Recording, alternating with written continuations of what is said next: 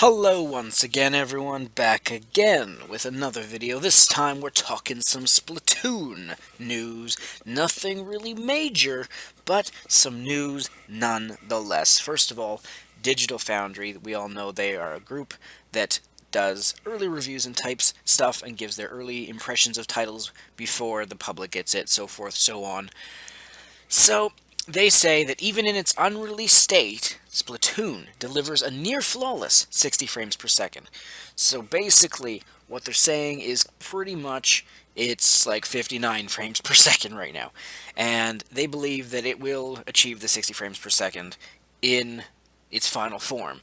There's still, just under 2 months left until it releases, so to expect that, like, roughly, I'm just, there's no actual fact that it's 1 frame less, but the slight little issue, I suppose, the final polishing, if you will be done, and the game should be 60 frames per second, and there really is no reason why it shouldn't be, seeing as it's not that demanding of a game.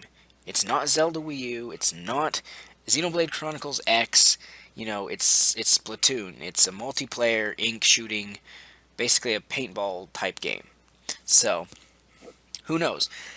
So that's good that it'll be 60 frames per second, like most Wii U games. Those are 60 frames, unless it's a, old third-party broken, crappy port.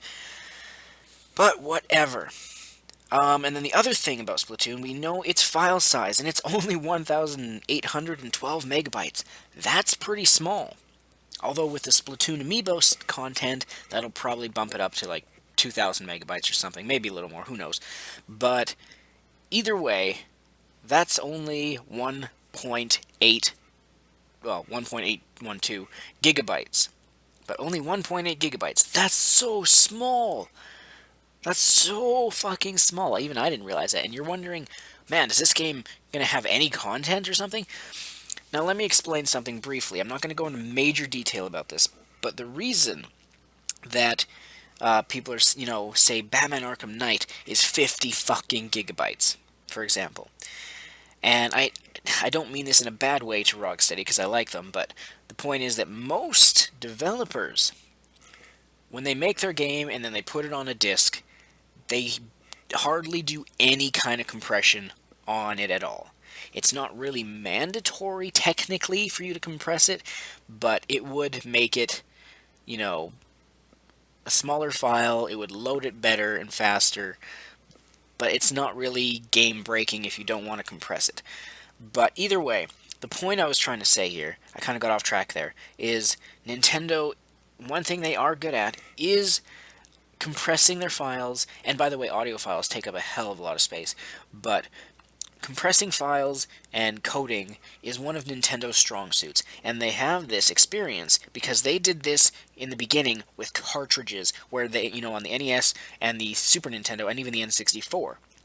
Those cartridges had very fast loading times, and they also had very little memory on the cartridges.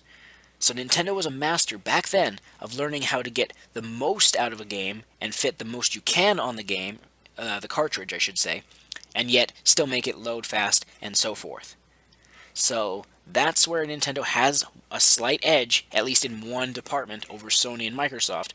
Not to mention with Sony and Microsoft on PS4 and Xbox One, you have to fucking install every goddamn fucking game.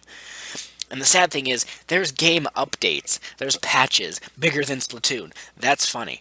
So, I don't know. Apparently, Wind Waker HD was only 2 gigabytes, but again, that was a GameCube port, so whatever. Either way, don't think that 1,812 megabytes means that Splatoon doesn't have content, because we've seen that it has content. But like I said, Splatoon is not a huge demanding game. It doesn't have, super realistic textures. It's an HD game, and it has bright, colorful, vibrant colors, and it has a lot of customization items, but it's kind of like Animal Crossing. I'm pretty sure Animal Crossing is not... I can't remember how big Animal Crossing New Leaf was now.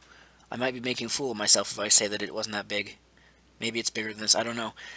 Either way, my point is, don't expect this to mean, oh, there's no content, or the single player is really short.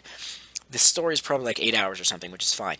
But the point is, it's a small game. Nintendo is great at compressing their files, their coding, and so forth and so on. So, and if you're going to go digital, well, this game's hardly going to take up any space on your system. But for me, getting the physical copy, as I always do for copies of games, unless it's eShop only. But I guess that's going to do it for this video. I'm Original Blood Ace. As always, stay tuned. More videos coming soon. We'll see you then.